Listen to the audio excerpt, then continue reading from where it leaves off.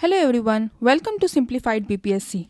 कल के सीरीज़ को कंटिन्यू करते हुए आज हम लोग पॉलिटी को कंप्लीट करेंगे थ्रू 30 इयर्स ऑफ पीवाईक्यू, जो कि बीपीएससी के वेरियस एग्जाम्स, चाहे वो बीपीएससी हो, सीडीपी हो, असिस्टेंट हो या अदर एग्जाम्स। ओके, तो चलते हैं विदाउट डिले। सबसे पहले गवर्नेंस सिस्टम पे आज तक की कौन कौन से पीवाईक्यू आए हैं। First is, what is the nature of Indian constitution? Federal, unitary, parliamentary, federal in nature but unitary in spirit, none of the above या more than one of the above. ये कब पूछा गया है? तो ये 63rd बीपीएससी 2017 में ये क्वेश्चन आया था। और आपका इसका आंसर क्या है? तो federal in nature but unitary in spirit. क्योंकि देखिए क्या होता है कि केसी वेरे करके एक स्कॉलर जो थे उन्होंने बताया कि हमारा जो इंडिया है ये क्वासी फेडरल इन नेचर है। क्योंकि फेडरल क्यों है?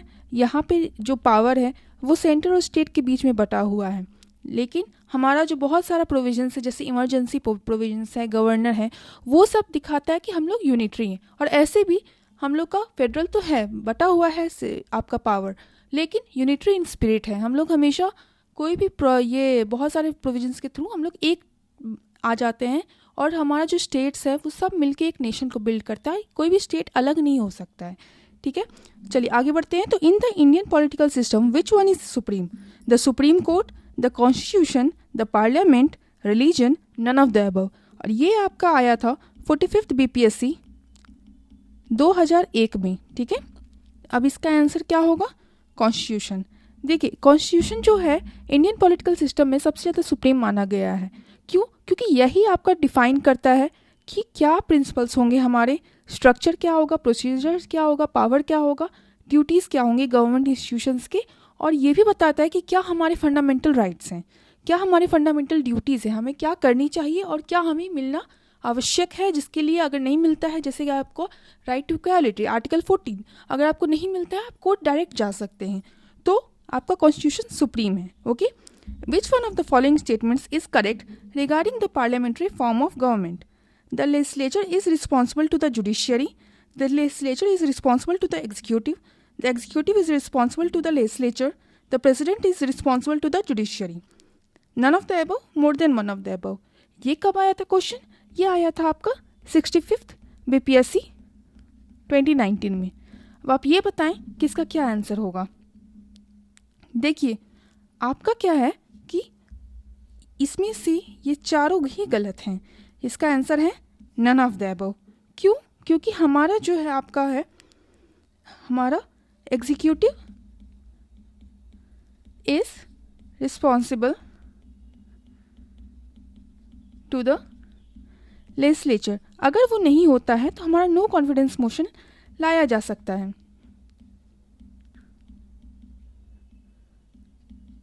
ठीक है, तो आपको ये याद रखना है कि एग्जीक्यूटिव आपका लेजिस्लेचर की तरफ रिस्पॉन्सिबल होगा। जो कैबिनेट होती हैं हमारा, उनको जवाब देना पड़ता है। एडजर्नमेंट मोशंस होते हैं जी, आपका डिस्कशंस होते हैं, सेंसर मोशंस होते हैं, उसके थ्रू कभी भी क्वेश्चंस पूछे जा सकते हैं as per the provisions of the house. Okay, चलो next.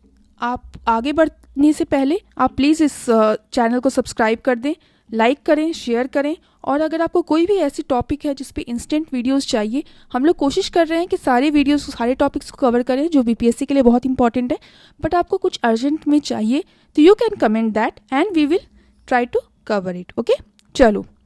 The democracy of India is based on the fact that the constitution is written, fundamental rights have been provided, the public enjoys the right to choose and change the government, directive principles of state policy have been provided here and none of the above। अब ये question आपका 39th BPSC में पूछा गया था, जो कि बहुत पहले, शायद आप हम में से बहुत लोग उस समय थे भी नहीं। तो 39th बीपीएससी 1994 में पूछा गया था। अब आप ये बताएं कि किस चीज़ पे हमारा डेमोक्रेसी बेस्ड है। तो इसका सही आंसर होगा कि people enjoys the right to choose and change the government. Okay, क्योंकि ये सिर्फ इस चीज़ पे नहीं बेस्ड है कि हमारा कॉन्स्टिट्यूशन रिटन है, जब बल्कि इस चीज़ पे चेंज आपका बेस्ड है कि हम लोग अपनी मर्जी से अपने गवर्नमेंट को चूज़ कर सकते हैं, चेंज कर सकते हैं, जो कि इलेक्शंस के थ्रू होता है। चलें, what is meant by rule of law और रूल बाय लॉ?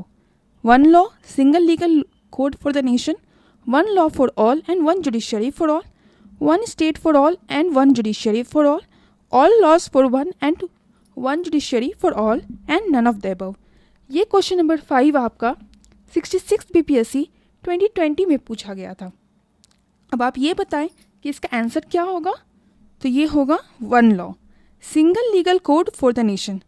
यहाँ पे कोई अमीर या कोई गरीब के लिए अलग अलग लॉज नहीं है, सबके लिए एक समान है। अगर कोई भी क्राइम करेगा तो हमारी जुडिशरी उसको एक तरह से पनिशमेंट करेगी। So that's how it is. Okay, ये 66 का क्वेश्चन है। Question number 6, what is the division system related to in an Indian administration? A, audit accounts, B, central state relations, C, policy implementation, D, all India services, central services, and E, none of the above. अब आपका ये question पूछा गया था 67th BPSC 2022 में। इसका answer होगा policy implementation. ठीक है, तो इंडियन एडमिनिस्ट्रेशन में क्या होता है कि ये जो डिवीजन सिस्टम पॉलिसी और इम्प्लीमेंटेशन से बेस्ड है, और जो सेक्रेटेरिएट होता है ये पॉलिसी बनाता है और इम्प्लीमेंटेशन होता है वो आपका बॉडीज करती हैं। ठीक है, so going forward, which one of the following characteristic is not true for a unitary form of government? Option A, swift decision making. Option B, flexible constitution. Option C, ideal for large countries. Option D, uniformity of laws. And option E, none of the above. So ये question actually आपका 65th BPSC का है, जो कि 2019 में place लिया गया था। ओके, सो अब आप ये बताएं कि यूनिटरी फॉर्म ऑफ गवर्नमेंट होता क्या है? जिसमें सारा पावर एक जगह होता है वो यूनिटरी फॉर्म होता है, और जब पावर बटा रहता है तो उसको फेडरल फॉर्म कहते हैं, जो हमने पहले भी क्वेश्चंस में देखे थे। अब आप ये बताइए कि यहाँ पे कौन सा ट्रू नहीं होगा। तो क्या वो स्विफ्ट डिसीजन मेकिंग होगा? क्योंकि अब एक जगह पावर है तो आपका कोई भी डिसीजन लेना हो तो एक ही पावर सेंटर से आपको डील करना पड़ता है, तो वो स्विफ्ट होता है। फ्लेक्सिबल कॉन्स्टिट्यूशन होगा, वो आपका एक ही के पास पावर है तो वो कॉन्स्टिट्यूशन को फ्लेक्सिबल रखेंगे, वो ज़्यादा रिजिड नहीं होगा। लेकिन क्या वो आइडियल है लार्ज कंट्रीज़ के लिए? तो देखिए, इंडिया एक लार्ज कंट्री हम लोग मानते हैं, तो ये हमारा क्या है कंट्री? काइंड ऑफ फेडरल है। Okay, federal in nature, unitary in spirit है, लेकिन फिर भी फेडरल तो है in nature. So that's why this is not true, क्योंकि आपका जो यूनिटरी फॉर्म ऑफ गवर्नमेंट होता है एक देखिए बड़ा कंट्री होता है, तो अगर आप छोटे छोटे ग्रास रूट लेवल पे या एक बटा हुआ डिवीजन ऑफ पावर होगा तो सबको मौका मिलेगा, सब लोग अच्छे से पावर को ये कर पाएंगे, इम्प्लीमेंट हो पाता है और उससे एक अच्छी सोसाइटी बनती है। So that's why option C is the answer and it was the answer actually. So question number 8 में जाते हैं, which one of the following is true. यहाँ पे ट्रू पूछा है, यहाँ पे नॉट ट्रू था, यहाँ पे ट्रू है, और ये क्वेश्चन आपका आया था 38th BPSC में 1992 में। ओके, तो हम लोग क्वेश्चन पढ़ते हैं, which one of the following कि federal form of government is found in United States of America. चलिए आगे बढ़ते हैं। The government of India is federal and unitary both. The government of France is of federal form. The prime minister of Pakistan is appointed by people and none of the above, more than one of the above. अब आप इसमें ये समझें, actually ये वाला उस समय था नहीं, ये सॉरी आपका, तो अब आप इन चारों में अगर देखते हैं तो सबसे पहले अब हमें पता है कि फेडरल फॉर्म होता है, क्योंकि जो यूनाइटेड स्टेट्स है वो बहुत सारे स्टेट से मिल के बना हुआ है एंड उसका नेचर ऑफ गवर्नेंस आपका फेडरल है. ओके, सो आंसर यही हो जाएगा. चलो, इसके साथ हमारा एक सेक्शन कंप्लीट हुआ है. हमारा नेक्स्ट सेक्शन है state and union territory. Question number 1, Delhi is क्या है? ये एक स्टेट है, यूनियन टेरिटरी है, ऑटोनोमस काउंसिल है, या कुछ भी नहीं है इसमें से? तो हम लोग को ये पता है कि 1991 के बाद इसको दिल्ली को अब नेशनल कैपिटल ऑफ दिल्ली बोला जाता है. और आपका तो इसका ये क्या है? आपका ये एक यूनियन टेरिटरी है. ये क्वेश्चन आपका 42nd BPSC में पूछा गया था. और आपका 69th अमेंडमेंट एक्ट 1991 के बाद हमारा जो दिल्ली है ये नेशनल कैपिटल रीजन के अंदर इंक्लूड करके इसको यूनियन टेरिटरी बनाया गया. चले, question number 2, Sikkim became a state of India under which amendment? 30, 32nd, 35th, 40. तो ये क्वेश्चन कब आया था आपका? ये 38th BPSC 1999 में आया था. एंड इसका क्या है, तो हम लोग थोड़ा सा पहले सिक्किम के बारे में जानेंगे। सिक्किम क्या है, तो सिक्किम एक नॉर्थ ईस्टर्न स्टेट है, ओके, जो कि 22nd स्टेट बना थ्रू विच अमेंडमेंट 36। तो मैं आपको यहाँ पे लिख देती हूँ कि 22nd। अगर देखिए अब ये पूछेगा कि कौन सा स्टेट है, क्योंकि ये पहले आ चुका है, तो अगर बीपीएससी चाहे तो ये पूछ सकता है। और ये कैसे बना, किसके थ्रू, 36th अमेंडमेंट एक्ट के थ्रू, ठीक है। और ये कब बना, 1975 में। अब क्या हुआ था कि 1974 में सिक्किम असेंबली का एक पास किया था उन्होंने act, government of Sikkim act 1974, जिसके थ्रू हुआ कि हम लोग अब सिक्किम की जनता चाहती थी कि वो एक रिस्पॉन्सिबल गवर्नमेंट सिक्किम में सेटअप करे और सिक्किम का रिप्रेजेंटेशन हो पॉलिटिकल इंस्टीट्यूशन ऑफ इंडिया में।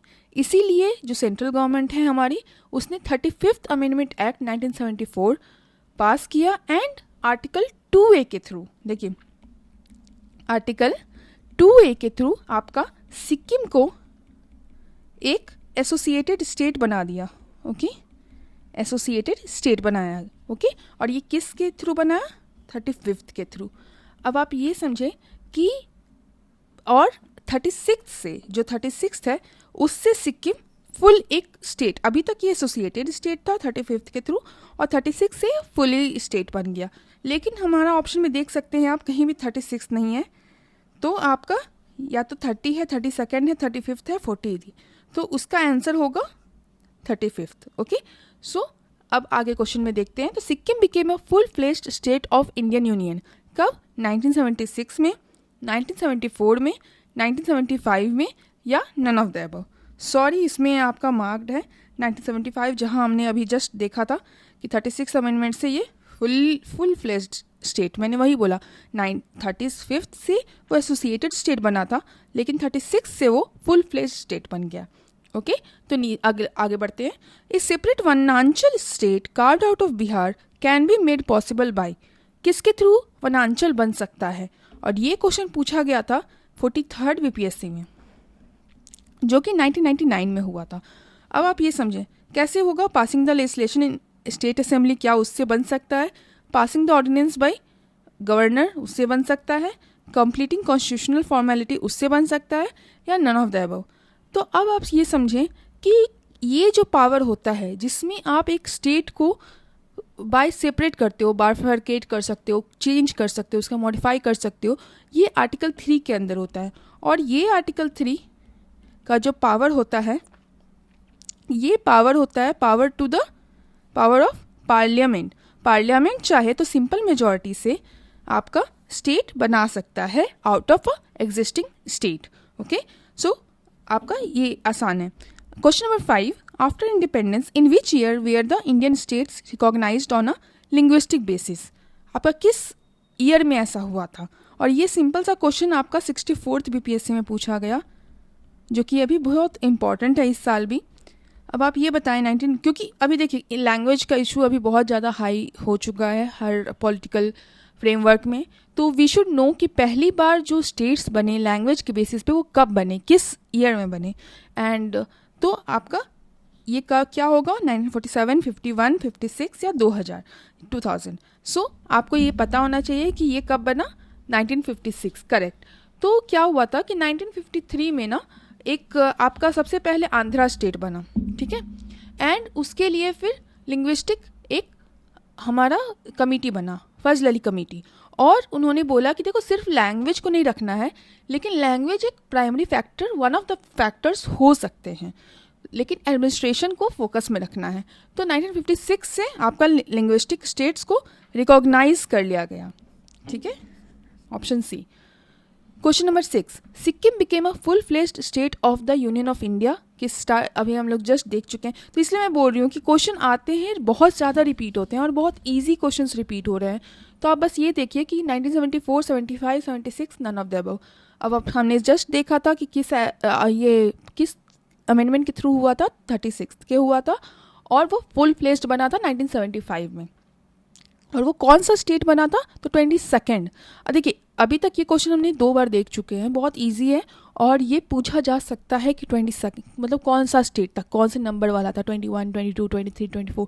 अगर ऐसे पूछ दे, बहुत क्लोज ऑप्शंस होते हैं तो हम लोग नहीं कैप्चर कर पाते हैं। तो आपको अगर PYQ कर रहे हो तो ऑप्शन से ही हम लोग को अगला क्वेश्चन को डिटरमाइन करना है। तो ये 22nd स्टेट बना था। चलो, तो ऑप्शन में 1975, और ये कब आया था? 2023 का है पेपर, ये 69th BPSC, ठीक है।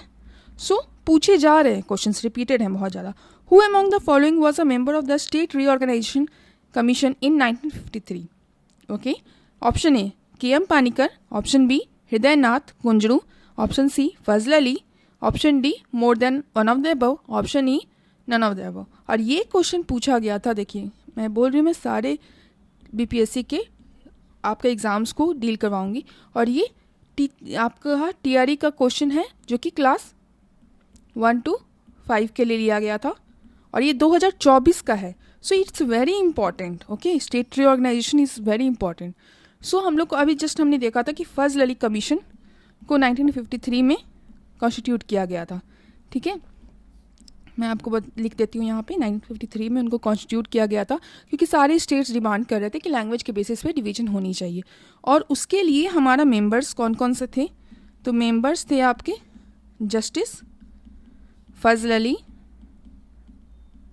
सरदार KM पानीकर एंड आपका हृदय नाथ कुंजरू। ओके, और इनका जो रिकमेंडेशन था वो ये था कि लैंग्वेज ठीक है एक्सेप्ट की जा सकती है स्टेट रीऑर्गेनाइजेशन के लिए, और इन्होंने ये बोला कि इस हिसाब से 16 स्टेट्स, अब देखिए अगला बार बोल सकता है कि कितने स्टेट्स उस समय बने थे, 16 states and 3 centrally administered territories, ठीक है। और इसी सब रिकमेंडेशन के थ्रू आपका क्या बना था? तो स्टेट रीऑर्गेनाइजेशन एक्ट ऑफ 1956 बना, ठीक है। और इनका रिकमेंडेशन था कि 16 स्टेट्स और ऐसे बननी चाहिए, लेकिन इसके थ्रू बना था 14 स्टेट्स एंड 6 UTs, ठीक है, यूनियन टेरिटरीज। और इसी के थ्रू आपका में आपका आप ये जानते होंगे कि 7th कॉन्स्टिट्यूशनल अमेंडमेंट एक्ट भी पास हुआ था, कॉन्स्टिट्यूशनल अमेंडमेंट एक्ट ऑफ 1956, जो कि हमारे जो स्टेट्स थे ना, आफ्टर ब्रिटिश लेफ्ट, हमारा पूरे स्टेट्स का जो डिवीजन हुआ था वो part A B C D में कन्वर्ट या आपका डिवाइडेड था, तो उस चीज़ को ये ख़त्म किया गया था। इंडेड द क्या चीज़ किया गया? The categorization of states into parts. Okay, so that's it for the states and UTs part. चलो हम लोग अब सेक्शन 3 करेंगे जो कि सिटीजनशिप है। ओके, तो Indian citizenship can not be obtained by birth, naturalisation, absorbing any power, can not, ये याद रखें, absorbing any part of land into India, depositing money in Indian banks, none of the above or more than enough। ये actually उस समय था नहीं, सिर्फ 4 ही options हुए करते थे। तो ये 41st का BPSC का है, और हमें पता है कि हमारा जो सिटीजनशिप अभी गाइडेड है वो किस एक्ट के थ्रू है? इंडियन सिटीजनशिप एक्ट ऑफ 1955, और जो बोलता है कि किसी भी इंसान को अगर सिटीजन बनना है तो बाय बर्थ बन सकता है, बाय डिसेंट बन सकता है, बाय रजिस्ट्रेशन बन सकता है, बाय नेचुरलाइजेशन बन सकता है, and bye incorporation of territory बन सकता है। तो ये 5 तरीके हैं जो कि हमारे, क्योंकि देखिए जो कॉन्स्टिट्यूशन बोलता रहा था ना कि जो उस समय सिटीजन्स थे वो कुछ कैटेगरीज दिया था जिसके थ्रू हम लोग सिटीजन थे, लेकिन उसके अलावा उन्होंने बताया कि जो भी पार्लियामेंट लॉ बनाती है उसके हिसाब से सिटीजनशिप गाइड होगा। तो इसलिए हमारी पार्लियामेंट ने Indian citizenship act of 1955 create किया था, इनेक्ट किया था, एंड उसके थ्रू 5 ऐसे कैटेगरीज हैं जिसमें आप सिटीजनशिप को एक्वायर कर सकते हो। तो अब इसमें हम लोग देख लेते हैं। तो क्या यहाँ पे depositing money in Indian banks है, क्या आप पैसे अगर आप SBI में आके डाल देते हो तो क्या उससे आप सिटीजन हो जाते हो? ऐसे तो अगर होता तो हर फॉरेनर आते और SBI में पैसे डाल के वो लोग सिटीजनशिप लेके जा सकते थे। तो इतना तो ईजी नहीं होता यार ऐसे। तो ये ऑप्शन डी हो जाएगा। और ये बहुत ईजी सा क्वेश्चन 41st BPSC में आता। Question number 2, when was the citizenship amendment act passed? 11 December 2018, 11 October 2019, 11 October 2009 and none of the above. अब आप ये समझें कि ये जो CA वाला इशू था वो कब हुआ होगा। तो 2009 में तो नहीं हुआ, तो वो तो कट गया। अब आपका या तो आपको डाउट हुआ होगा ये दोनों में, तो इसमें आपका आंसर बी है, 11 अक्टूबर 2019, ठीक है। 2019 में आपका क्या हुआ कि ये CA पास हुआ था। एंड आपका हम लोग किस किस को सिटीजनशिप देने लगे? ऑन रिलीजन बेसिस आपका हम लोग नॉन मुस्लिम्स को देते हैं। और वो है कहाँ, किस किस कंट्रीज से? तो अफ़गानिस्तान, बांग्लादेश एंड पाकिस्तान, ठीक है। मैं बता देती हूँ, अफ़गानिस्तान, बांग्लादेश एंड पाकिस्तान। और अब देखिए, अब ये क्वेश्चन अगर पूछ लिया है, ये कब पूछा? 66 में, ठीक है। तो अब अगला क्वेश्चन क्या पूछ सकता है कि आप डेट बताओ कि कौन सा वो आपका डेट था जिसके पहले आपको आना है। तो इस पे इस बार एक करंट अफेयर्स भी था जिसमें क्या हुआ था कि एक लेडी थी जिन्होंने इस डेट से पहले 2014, सो बेसिकली उन्होंने ना अराउंड 20 दिसंबर 2014 वो आ गई थी।